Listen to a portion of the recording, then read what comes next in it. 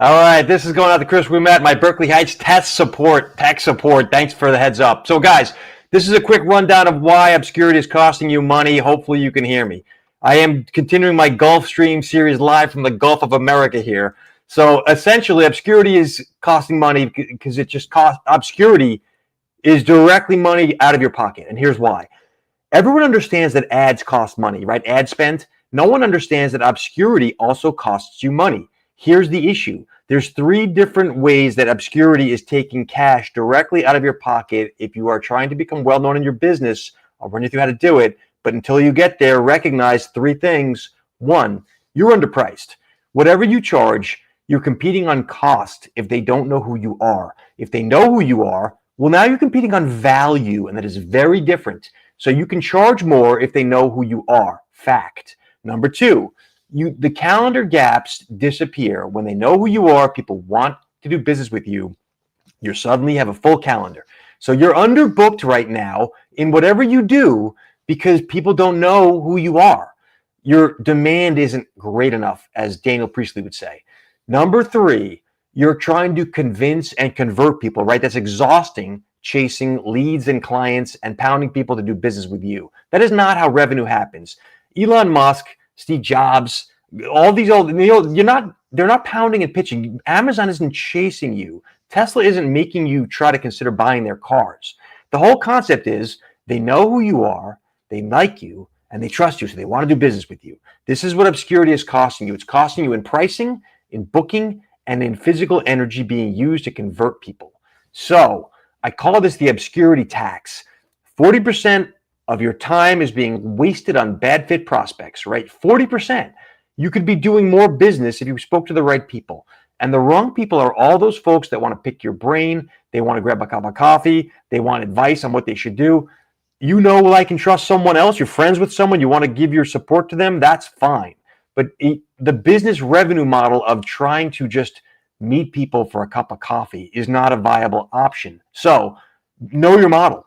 Number two, you're wasting energy constantly trying to prove your value. I sold for 30 years. I know how to sell. If you don't believe me and you don't trust my insights on it, that's fine. We're not a fit.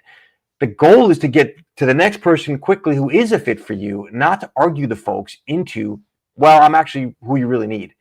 That's the approach that most people are doing, and it's wrong because you're wasting energy.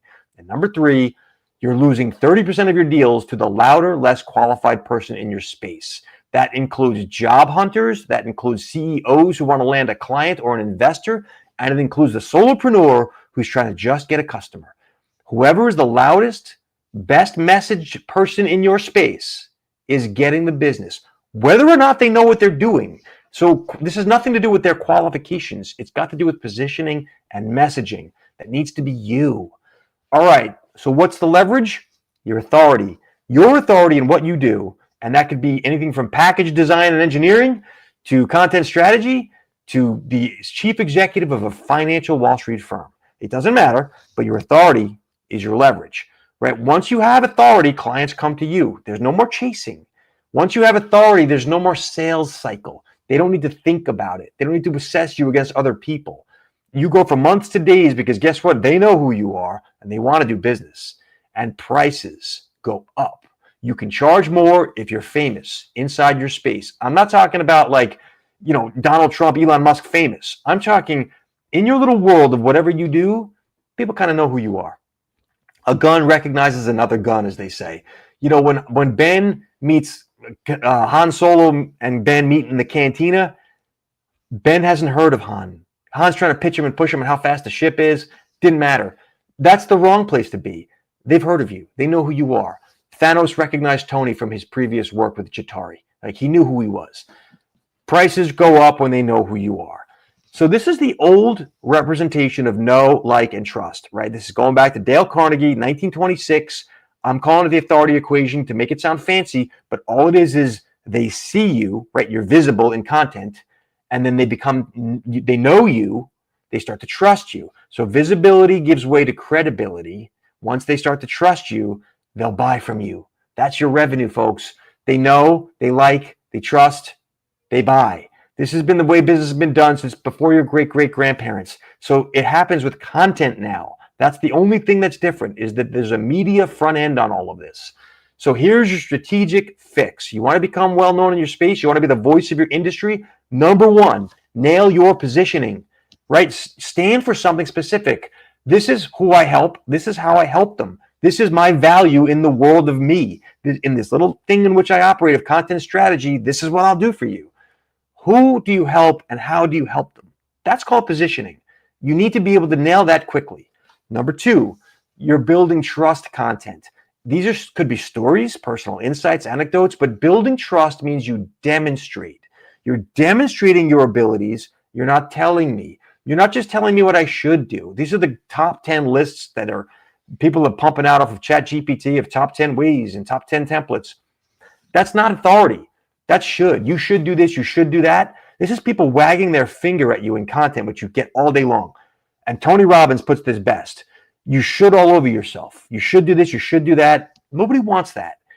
Tell me a story. Walk me through an example. Tell me how you did it with someone else. Show me through illustrative examples and narratives where I can actually see it for myself through your words. That's demonstrating, and that builds trust. That's the type of content you want to be making. And finally, all of this is to systemize conversation. And I do mean conversation, not conversion. Conversation means there's a relationship being built. Conversion has that icky transactional, I can't stand that guru thing. So you want to systemize how you talk to people, meaning you're getting a regular number of conversations every week, whether that's employers that want to hire you, whether that's going to be potential prospects, potential employees that you want to hire, investors. It doesn't matter, but whoever your target is, there needs to be a regularity to the conversations you're having, right? It's just things get easier when there's a lot more chit chats going on. So I put together what I call the Authority Engine, and essentially this is a mastermind group that meets weekly on Wednesdays to talk about how people can help support one another with content, right? I've identified the gap between content and revenue. This came from Wall Street, to be honest with you. I created a quick framework that helps, I think, people bridge their systems. And frankly, this is really more for expertise and people who've been doing it. This is not for folks new out of college and want to get famous. This is not for the influencer folks. This is what I like to call, and I'm not kidding, Alcoholics Anonymous for online entrepreneurs. Right? When I started in the Wall Street business, I didn't know anything. I came to learn it. Someone takes you under their wing. You pick up tips. That's true of most industries.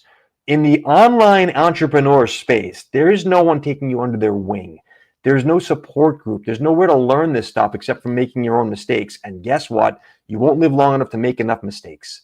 So you want to share insights with people who are doing it live. Call it a networking group. Call it a masterminding.